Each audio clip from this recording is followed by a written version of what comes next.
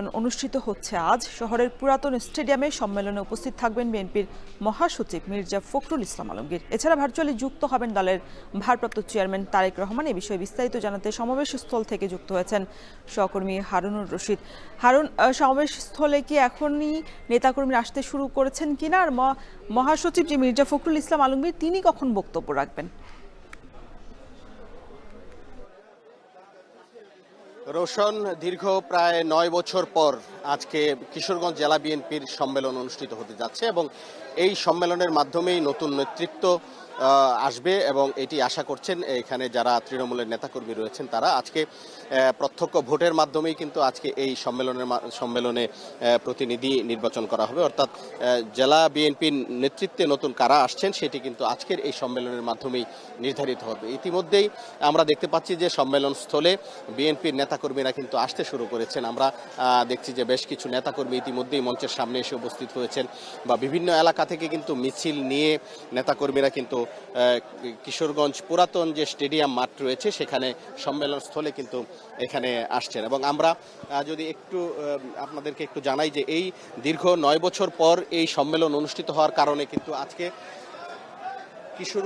পুরো কিশোরগঞ্জ জুড়েই কিন্তু উৎসব মুখর পরিবেশ বিরাজ করছে। এবং আমরা এই শহরে যখন প্রবেশ করি দেখি যে শহরের যে বড় বড় সড়কগুলো রয়েছে সবগুলো সড়কেই তুরণে একেবারে ছেয়ে রয়েছে এবং ব্যানার, ফেস্টুন সহ বিভিন্ন ধরনের সাজসজ্জায় কিন্তু শহরকে সজ্জিত করা হয়েছে। এবং অনুষ্ঠান স্থলের যে মঞ্চ সেটিকেও বেশ নান্দনিকভাবে করা হয়েছে এবং প্যান্ডেলে বসার জন্য চেয়ার রাখা হয়েছে। ইতিমধ্যেই চেয়ারগুলোতে যারা সাধারণ নেতাকর্মী যারা ইতিমধ্যেই সম্মেলন স্থলে তারা কিন্তু আসন গ্রহণ করতে শুরু করেছেন। আমরা দেখছি যে কিশোরগঞ্জের বিভিন্ন সড়ক থেকে মিছিল নিয়ে এসে কিন্তু এখানে নেতাকর্মীরা এই যে সমাবেশস্থল সেখানে কিন্তু জড়ো হচ্ছেন।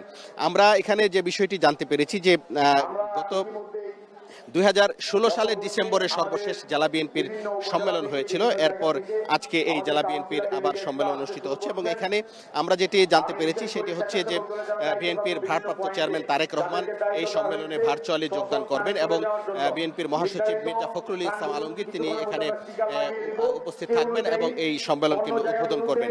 এবং আজকের এই যে সম্মেলন, এই সম্মেলনে কিন্তু আমরা যেটি জানতে পেরেছি যে এখানে সভাপতি পদে 2 জন প্রার্থী প্রতিদ্বন্দ্বিতা করবেন এবং সাধারণ সম্পাদক পদে 4 জন প্রার্থী প্রতিদ্বন্দ্বিতা করবেন প্রত্যক্ষ ভোটের মাধ্যমে, অর্থাৎ 13টি উপজেলা এবং 8টি পৌরসভার যে 21টি ইউনিট রয়েছে সেই 21টি ইউনিটের 2090 জন কাউন্সিলর তারা আজকে ভোট প্রয়োগ করবেন এবং ভোট প্রয়োগ করে আজকে তাদের যে কিশোরগঞ্জ জেলা বিএনপির যে নেতৃত্ব সেটি কিন্তু নির্বাচিত করবেন।